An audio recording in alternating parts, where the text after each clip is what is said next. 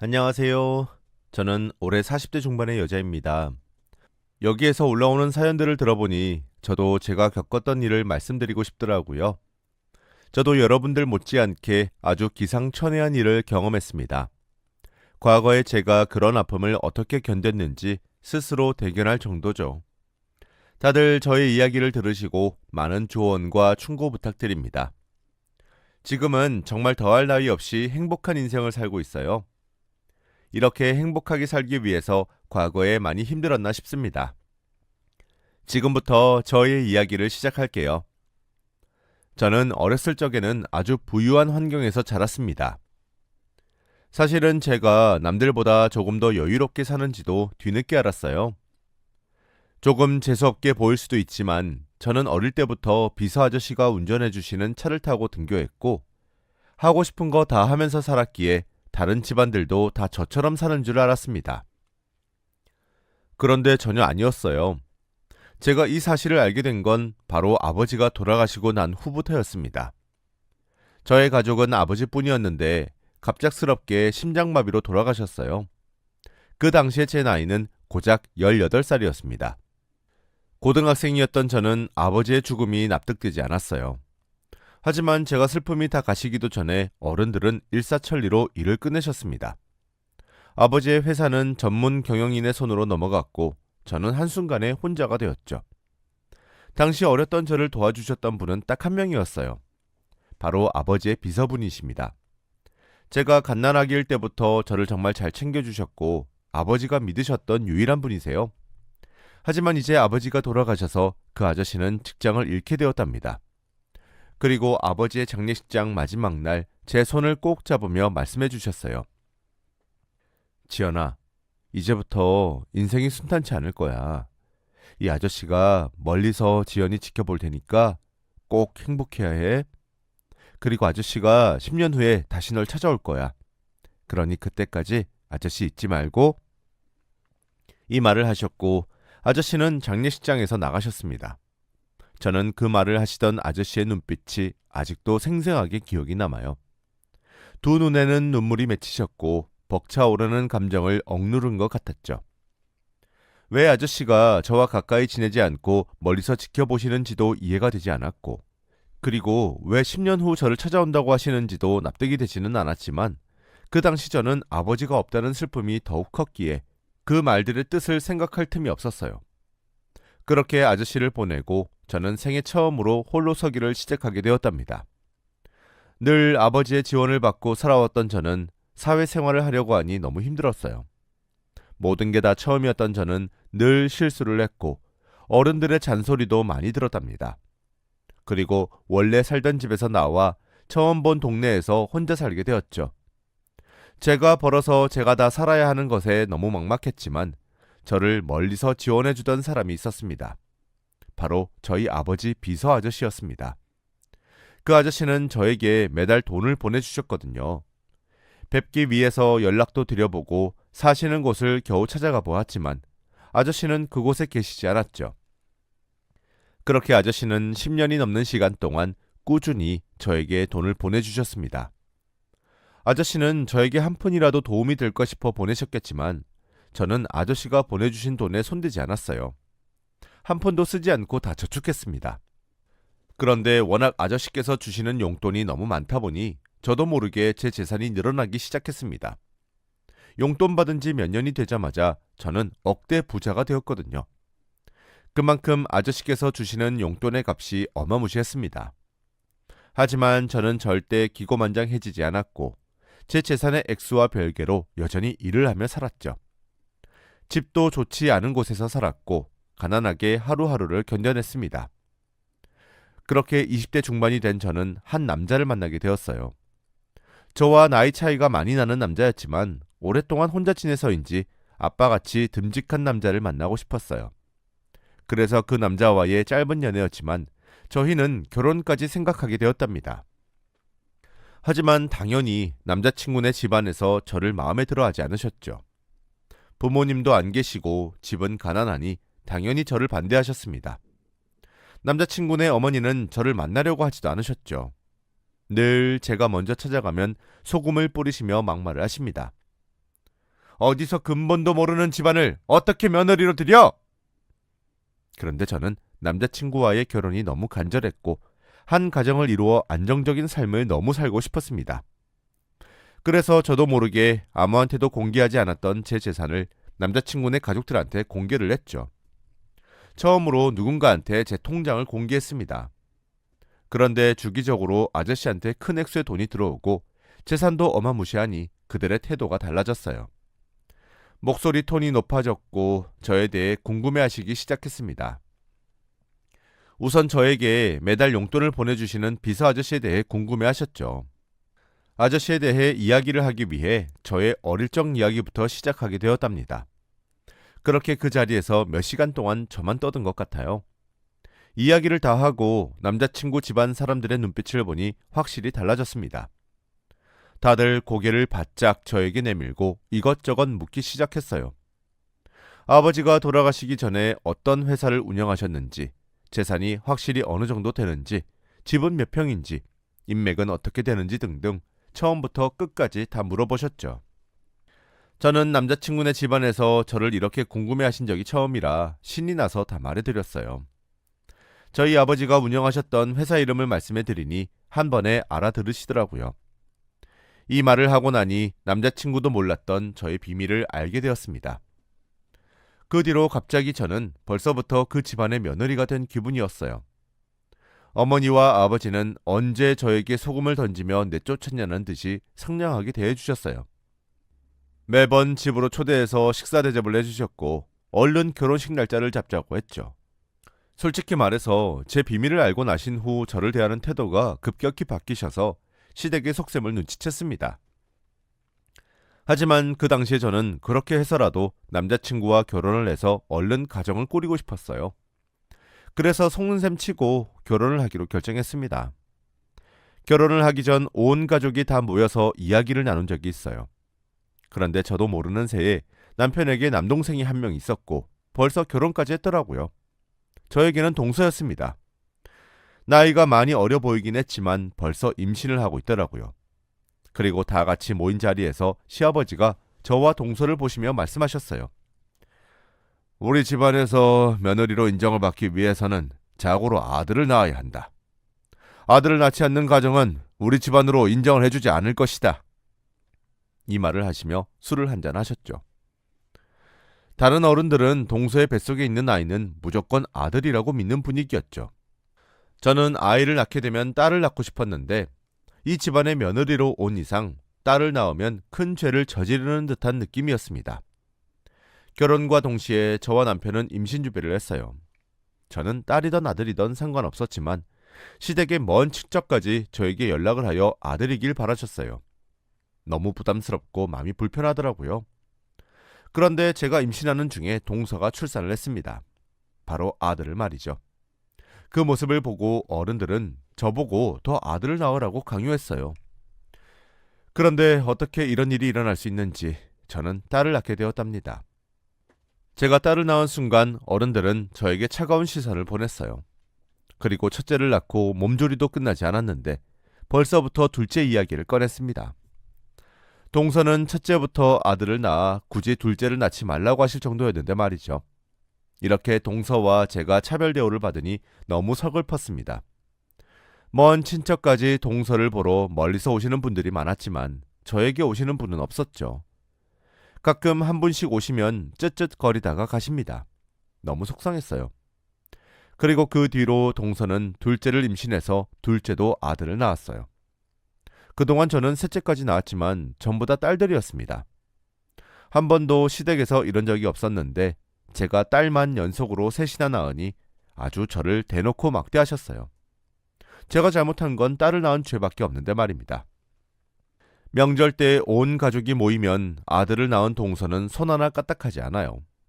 제가 만든 음식들을 먹으면서 어른들과 같이 담소를 나누죠. 하지만 저는 그 자리에 낄 수 없었습니다. 이미 시아버지는 저를 며느리로 인정하지 않으셨거든요. 그저 집안일을 하는 가정부에 불과했습니다. 같이 한 식탁에서 가족들과 같이 밥을 먹는 건 꿈조차도 꿀 수 없는 일이었고 저는 늘 왕따였어요. 하지만 남편도 저를 챙겨주지 않았습니다. 온 가족이 저에게 다 등을 돌릴 때 오로지 제 편이 되어줄 줄 알았던 남편도 저에게서 등을 돌렸어요. 저보다 시아버지의 품에 들어가는 것이 더 안전하다고 느꼈던 것 같아요. 그래서 딸들의 육아도 오로지 저에게 맡겼고 제가 시댁에서 힘들게 살림하고 있으면 거들떠보지도 않았습니다. 제 인생에서 가장 후회되는 짓이 바로 결혼이라고 그때 확신하게 되었죠. 시댁에서 가장 어른인 시아버지께서 저를 막대하시니 그 밑에 있는 가족들도 자연스럽게 저를 막대했어요. 특히 동서는 같은 며느리인 입장이면서도 저에게 막말을 서슴지 않게 했습니다. 언니가 재산이 그렇게 많다면서요? 돈이 많으면 뭐예요? 아들 복이 없는데. 이런 말을 대놓고 했습니다. 저한테만 이렇게 당돌하게 말하지 막상 어른들 앞에 가면 눈웃음 치면서 하하호호 거려요. 동서의 본색을 보면서 얼마나 정이 떨어졌는지 모릅니다. 그런데 제가 이런 상처받은 이야기를 남편한테 말하면 남편은 오히려 제 잘못이라고 해요. 저는 조금의 위로라도 받고 싶은 심정이었는데 남편은 다 제 탓이라고 합니다. 그러게 당신이 아들을 낳았으면 이런 일이 없었잖아. 아버지 재산 내가 받아야 하는데 넷째라도 만들까? 남편과 대화를 하면 스트레스를 엄청나게 받아요. 매번 싸우고 화내고 집 나가고 이런 날이 무한 반복입니다. 속에서 천불이 나는 느낌이에요. 저는 딸 3명도 너무 힘들고 혼자서 독박 육아를 하고 있는데 여기다가 넷째를 낳자니요. 어차피 넷째를 낳아도 저 혼자 육아를 할 것이 뻔했습니다. 절대 낳을 생각이 없었죠. 그런데 남편뿐만이 아니라 다른 시댁 가족들도 다 넷째 이야기를 하셨습니다. 시어머니는 점집에 가보니 넷째는 아들이라는 이야기를 들었다며 당장 임신을 하라고 하셨고 시아버지는 언성을 높이시며 저에게 아들을 낳지 않으면 며느리로서 자격이 없다고 하셨죠. 그 자리에서 제가 할 수 있는 말은 없었어요. 제가 한마디라도 하면 다들 저에게 수백 마디를 하시거든요. 그래서 조용히 듣고 있어야 합니다. 그런데 이렇게 살아온 세월이 몇 년이나 되니 저도 모르게 속병이 생겼나 봐요. 늘 스트레스를 달고 살고 속으로만 끙끙 앓고 있으니 몸에 이상이 생기고 말았습니다. 저도 모르는 순간 제가 췌장암에 걸렸더라고요. 의사 선생님은 그동안 스트레스 받은 일들이 많았냐며 저를 위로해 주었어요. 그런데 저는 그 자리에서 처음으로 받아본 위로에 눈물이 떨어지고 말았습니다. 의사 선생님은 환자 차원에서 가볍게 걱정을 해주신 거지만 저는 그 작은 위로도 크게 와닿았어요. 저도 모르게 엉엉 울고 말았습니다. 저는 조그만 위로가 필요할 정도로 아주 많이 힘든 상태였습니다. 그렇게 병원 상담 시간에 울었고 간호사 선생님의 위로도 받으며 집으로 돌아왔죠. 아직 초기라 병원 치료를 받으면 된다고 했고 가족에게 상황을 알릴 생각이었습니다. 그래서 시댁 식구들까지 포함해 다 계시는 자리에서 저의 병을 말씀드렸죠. 췌장암이라는 큰 병에 걸려서 다들 저를 걱정해주고 위로해 주실 줄 알았습니다. 그런데 그건 저의 큰 착각이었어요. 시어머니는 제 말을 들으시고는 그럼 이제 집안일은 누가 할라나? 라고 했습니다. 그리고 다들 아무 말이 없으셨죠. 다들 상황을 심각하게 받아들이지 않으셨고 제 말을 들으시고 각자 방으로 돌아가셨습니다. 정말 그때 많은 생각이 머릿속에서 스쳐 지나갔어요. 이 집안에서 저는 그저 집안일을 하는 존재일 뿐이었습니다. 어른들이 다 방으로 돌아가시고 동서만 남았어요. 그런데 동서는 제 손을 꼭 잡으며 가식적인 모습을 보였습니다. 아이고 형님 어떡해요. 이제 정말 시아버지의 재산은 저희한테 오겠네요. 평생 며느리 취급 한번 못 당해보고 억울해서 어떻게 눈을 감을라나. 이런 말을 하며 저를 살살 약올렸죠. 저는 열심히 치료를 받고 완치할 생각이었는데 가족들은 다 제가 죽는다고 생각하고 있었습니다. 그리고 마지막으로 제 남편에게 췌장암에 대해 말했어요. 평생 함께할 동반자가 아프다고 하는데 당연히 걱정이라도 해줄 줄 알았습니다. 그런데 남편은 제가 생각하는 것보다 더 충격적인 말을 내뱉었죠. 췌장암 생존율도 낮다던데 치료하기에는 이미 늦은 거 아니야? 당신 욕심일 수도 있어 그거. 나도 마음의 준비를 할게. 그럼 당신 그 많은 재산들은 다 나한테 오는 건가? 이 말을 하며 자신도 모르게 콧노래를 부르는데 정말 충격받았어요. 제 남편이 저와 그동안 같이 산 건 바로 제 재산 때문이었습니다. 시댁 식구들은 다 제가 죽길 바라는 눈치더라고요. 그러면 제 재산이 다 자기네들한테 가니 말입니다. 정말 속상하고 배신감이 많이 들었죠. 그리고 저는 혼자서 병원을 묵묵히 다니며 치료를 받기 시작했어요. 그런데 제가 병에 걸렸다고 해서 시댁 사람들이 저를 조금 봐주고 그런 건 전혀 없었어요. 오히려 평소보다 일을 더 많이 시켰고 가끔씩은 병원에서 치료받는 것보다 집안일을 더 중요시 여기며 저에게 병원 하루만 가지 말라고 한 적도 있을 정도입니다. 그렇다 보니 저는 스트레스가 더 심하게 쌓였고 병원에서도 치료가 잘 되지 않는다고 했죠. 이제부터는 모든 일을 다 그만두고 완치에만 집중하라고 할 정도였어요. 저도 스스로 몸이 망가지고 있다는 걸 느꼈고 저만 바라보고 있는 세 딸들을 보니 제가 건강해야겠더라고요. 이미 시댁에서 손녀 취급도 받고 있지 않은 딸들은 저만 의지했습니다. 제가 혹시라도 시댁에서 나가게 된다면 딸들은 제가 책임져야 하니 말이죠. 그래서 저는 시댁에 손을 떼고 병원만 착실히 다니기로 결심했습니다. 당연히 초반에는 어른들의 언성이 높아졌고 돈을 허투루 쓴다며 화를 내셨죠. 그런데 저는 그렇게 욕을 먹으면서도 병원을 꾸준히 다녔어요. 치료도 꾸준히 받았고 확실히 시댁과 거리를 두니 건강이 많이 좋아지는 것이 눈에 띄었습니다. 결혼 후 처음으로 아침상을 차리지 않게 되었고 딸들의 하루 일과를 물어볼 수 있는 여유가 생겼어요. 당연히 그만큼 어른들의 눈초리는 따가웠지만 그래도 안정적이었습니다. 아직 치료가 많이 남긴 했지만 그만큼 힘들고 괴로웠어요. 그리고 치료를 하고 나서 수술까지 다 해야 했습니다. 하지만 제 수술 날짜를 알고도 시댁 사람들은 아무 반응이 없었고 남편조차 저의 눈을 피했죠. 그렇게 저는 혼자서 병원으로 가 수술실로 들어갔고 췌장암 수술을 끝마쳤습니다. 그리고 잠에서 깨어났죠. 수면 마취에서 깨면 가족들 중 한 명이라도 제 눈앞에 있길 바랬습니다. 그런데 역시나 제 눈앞에는 아무도 없었죠. 아무도 저를 걱정해주지 않은 현실은 익숙해지지 않더라고요. 눈물만 났고 제 자신이 너무 불쌍했습니다. 그리고 저는 며칠간 혼자서 병원 생활을 하고 집으로 돌아갔어요. 저는 시댁 근처에 숙소를 잡아 며칠간 딸들과 친한 언니와 함께 살게 했고 그리고 수술이 끝나고 처음으로 시댁으로 가보았어요. 당연히 제가 오든 말든 TV만 보고 계실 줄 알았던 시댁의 모습은 충격적이었습니다. 시댁의 현관문을 열고 들어갔는데 시댁은 텅텅 비어 있었거든요. 처음엔 집을 잘못 들어온 줄 알았지만 분명 시댁이 맞았습니다. 전화를 해도 아무도 받지 않았죠.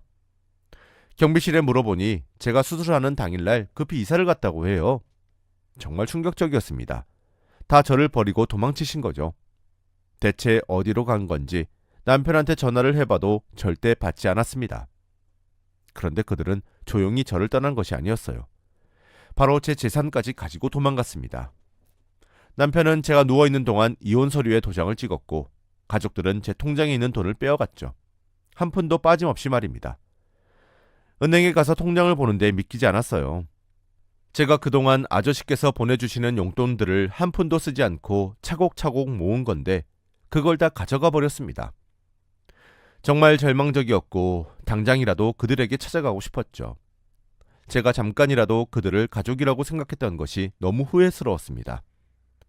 시댁 사람들한테 너무 화나고 분한 것도 있지만 무엇보다 아저씨한테 너무 미안했어요.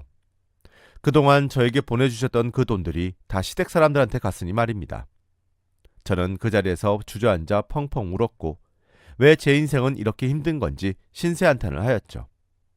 그렇게 저는 아주 빈털터리가 되었답니다. 한 푼도 없었어요. 당장 이 딸들을 먹일 밥값도 없었거든요. 어린 딸들은 배고프다고 울기 시작하는데 저는 아무것도 해줄 수 없었습니다. 저도 너무 미안했고 이 현실을 어떻게 헤쳐나가야 하나 막막했죠. 이렇게 삭막한 현실 속에서 솟아날 구멍은 있는 것인지 어느 날 누군가 저를 찾아왔습니다. 아무도 저를 찾아올 사람이 없었기에 아무 생각 없이 만났죠. 그런데 저를 보러 온 사람의 모습을 보고 저도 모르게 입을 떡 벌리고 말았습니다. 왜냐하면 그 사람은 바로 돌아가신 저희 아버지의 비서 아저씨였거든요. 매달 저에게 용돈을 보내주시던 그 아저씨 말입니다. 아저씨가 마지막으로 저에게 말해주셨던 말들이 갑자기 생각났어요. 10년 후 꼭 돌아오겠다는 말입니다. 생각해보니 그때가 딱 10년 후였어요. 아저씨는 약속을 지키셨습니다. 10년이 지나도 아저씨는 변하지 않으셨더라고요. 여전히 멋있어 보였습니다. 그런데 그동안 저에게 용돈도 보내주셨지만 그 돈들을 다 도둑맞았기에 아저씨를 볼 면목이 없었어요. 반가운 마음도 한켠에 있었지만 죄송스러움이 더 컸습니다. 그런데 아저씨께서는 저에게 놀라운 말을 해주셨죠. 네 상황 다 들어단다. 이제 약속대로 10년이 지났으니 모든 걸 다 너에게 말해줄게. 이건 회장님께서 돌아가시기 전 나에게 마지막으로 약속하신 거다. 이 말을 하시며 저에게 통장 몇 개와 카드를 주셨어요. 저는 영문도 모른 채 통장들을 다 열어보았죠. 그런데 그곳엔 값을 셀 수도 없을 정도로의 큰 액수들이 담겨 있었습니다. 그리고 그 카드는 한도가 없는 신용카드라고 했죠. 저는 순간 손이 덜덜 떨렸어요. 그리고 마지막으로 아저씨는 저에게 편지 한 통을 주셨습니다. 바로 저희 아버지가 남기고 가신 편지 말입니다. 지연아, 아빠가 일부러 10년이라는 세월 동안 널 힘들게 지내게 했단다. 어렸을 때부터 공주처럼 키워서 세상 물정 모를까봐. 10년 동안 지내면서 느낀 게 많지? 앞으로는 사람에게 상처받지 말고 우리 딸 행복하게 지내렴. 하늘에서 아빠가 지켜보고 있을 테니까. 아버지가 돌아가시기 전 저에게 남겨놓으신 편지였습니다. 저도 모르게 두 눈에서 눈물이 뚝뚝 흘렀어요. 매달 아저씨가 저에게 큰 액수의 용돈을 보낸 것도 저희 아버지의 지시였대요. 제가 너무 맨땅에 헤딩하듯이 처음부터 시작하면 힘들 수도 있으니 조금의 도움을 주기 위해서 말이죠. 저도 모르게 눈물이 다 났고 이게 꿈인지 현실인지 분간이 되지 않았습니다. 그 순간 아저씨가 저를 안아주셨고 처음으로 가족의 따뜻함을 느낀 것 같아요. 그렇게 저는 다시 새로운 삶을 살기 시작했습니다. 저와 딸들은 제가 어릴 적부터 살던 주택으로 들어가 살기 시작했어요. 제가 딸들 나이일 때 이 집에서 살았는데 몇십 년 만에 돌아오니 감회가 새롭더라고요. 그리고 아버지가 남기고 간 재산들로 하루하루 배부르게 살았습니다. 딸들은 처음으로 살아보는 으리으리한 주택에 적응을 금방 했어요. 가사도우미 아주머니도 부르고 전용 기사님도 있었습니다. 그리고 상황이 안정이 될 때쯤 췌장암 수술도 받아 완치 판정도 받았어요. 무엇보다 가장 중요한 일도 했습니다. 바로 시댁 사람들한테 복수를 하는 것 말이죠. 대한민국 최고의 로펌 변호사를 선임해 그들에게 복수를 했습니다. 제가 갑자기 변해서 나타나니 다들 놀라긴 하더라고요. 그 모습을 보고만 있어도 통쾌했습니다. 저는 일부러 그들을 감옥에 넣지 말아달라고 했고 그들이 그저 평생 힘들게 저에게 돈을 갚아가길 원했어요. 그래서 다들 말리면서까지 감옥에 넣어야 한다고 했지만 저는 끝까지 고집을 피웠죠. 그들은 저에게 거액의 돈을 갚아야 했고 매달마다 큰 액수의 돈을 갚아야 하니 그들도 힘들어 보였습니다. 그렇게 저는 해야 할 일들을 다 하고 이제 일상생활로 돌아왔어요. 딸들을 육아하면서 사니 하루가 멀다 하고 바쁘더라고요.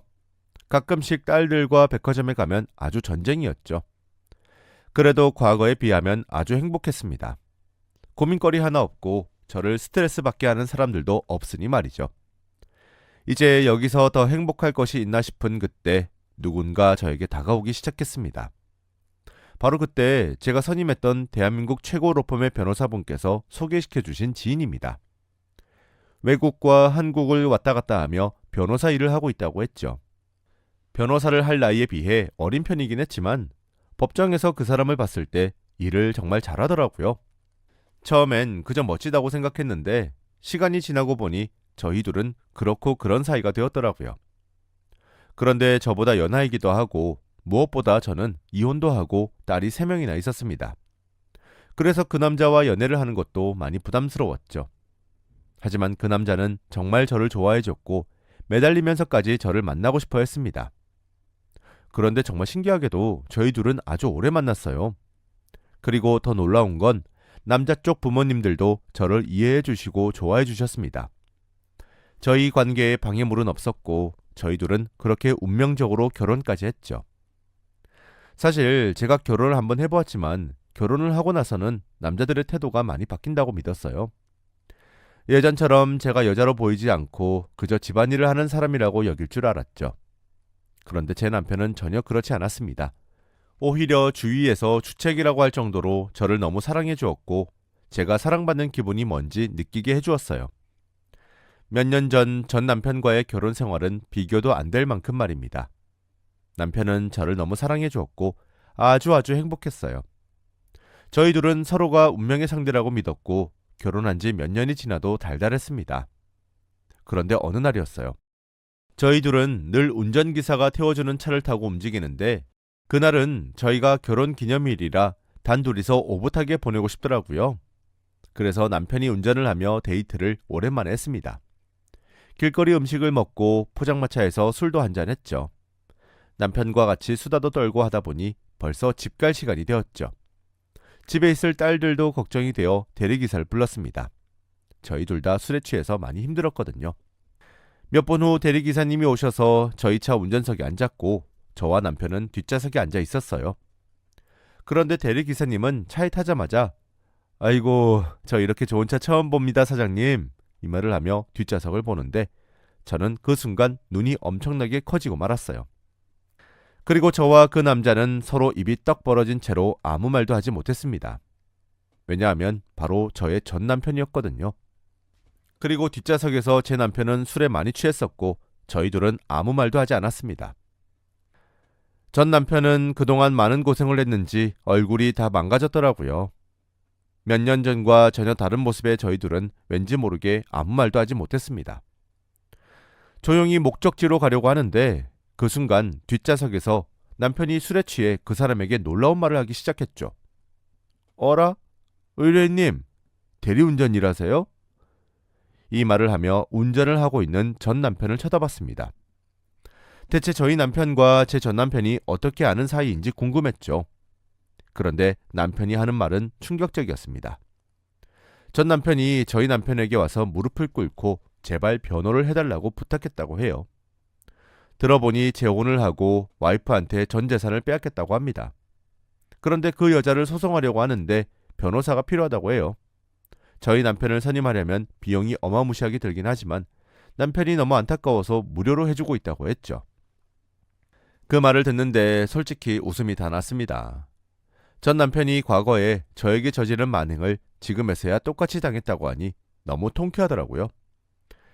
그리고 전 남편이 저에게 돈을 갚기 위해 이렇게 새벽에 대리운전을 한다고 하니 더 고소했습니다. 전 남편은 운전하는 내내 식은땀을 계속 흘렸고 저는 웃음을 참느라 너무 힘들었죠. 자기가 저지른 일을 어떻게 똑같이 당할 수 있나요? 둘이서 이런저런 이야기를 나누는데 정말 웃겼습니다. 그렇게 집으로 도착해 남편과 이야기를 나누었죠. 남편은 제 전 남편이 어떻게 생긴지는 몰랐고 저에게 무슨 짓을 저질렀는지는 다 아는 사람이라 방금 그 사람이 제 전 남편이라고 밝혔어요. 그랬더니 제 전 남편은 화를 내며 절대 변호를 안 해줄 거라고 하더라고요. 저도 그러길 바랬고요. 남편은 변호 실력이 별로인 자기 후배한테 이 일을 넘겼고 저와 남편은 법정에 갔습니다. 재판이 흘러가는 걸 보니 전 남편한테 불리하게 흘러가더라고요. 그리고 오랜만에 전 시댁 가족들을 한자리에서 다 만났는데 기분이 묘했습니다. 그들은 제 전 재산을 가지고 도망갔었지만 그때보다 더 힘들어 보였거든요. 그리고 저의 변화된 모습을 보고 많이 놀라워했습니다. 갑자기 제 손을 잡으며 친한 척을 했거든요. 그 모습조차 역겹고 가식적으로 느껴졌습니다. 그들은 저에게 한 달에 갚는 액수가 너무 부담된다며 조금만 줄여달라고 했지만 저는 절대로 선처해주지 않았어요. 전 시아버지와 전 시어머니 그리고 동서도 제 눈을 다 피했죠. 몇 년 전까지만 해도 제가 죽길 바라던 사람들이 이러고 있으니 너무 그들이 한심해 보였습니다. 진작에 이혼을 하지 않은 걸 후회했죠. 그런데 저와 남편은 재판을 끝까지 다 보았습니다. 그런데 판결은 정당방위로 나왔어요. 그래서 전 남편의 현 와이프분은 아무런 벌도 받지 않았습니다. 전 시댁은 오열을 하며 내 돈 거리더라고요. 그들이 고통스러워하는 모습을 보며 남편과 저는 유유히 법정에서 나왔답니다. 나중에 이야기를 들어보니 그동안 전 남편과 전 시댁이 현 와이프한테 저질렀던 만행들이 많더라고요. 그래서 정당방위가 나왔다고 합니다. 아주 통쾌했고 과거에 고통받았던 기억을 드디어 훌훌 털어버릴 수 있을 것 같습니다. 저 집안이 망해가는 과정을 제 두 눈으로 확인하니 통쾌했어요. 그리고 그 뒤로 전 남편은 돈 좀 빌려달라고 가끔씩 연락이 오지만 다 무시하는 중입니다. 제가 한 번 속지 두 번 속나요? 그리고 딸들도 아빠에 대한 기억이 거의 없어요. 워낙 남보다 못한 사이였기 때문에 지금 제 남편이 자신들의 유일한 아빠라고 여깁니다. 저는 이제서야 제 인생이 피고 있는 것 같아요. 이렇게 행복하기 위해서 과거에 너무 불행했나 싶습니다. 다들 옛말에 지렁이도 밟으면 꿈틀거린다는 말 잊지 마시길 바래요. 과거의 저처럼 힘든 인생을 지금 살고 계신 분들도 힘내시길 바랍니다. 제 이야기는 여기까지예요. 여러분들의 많은 조언과 충고 부탁드립니다.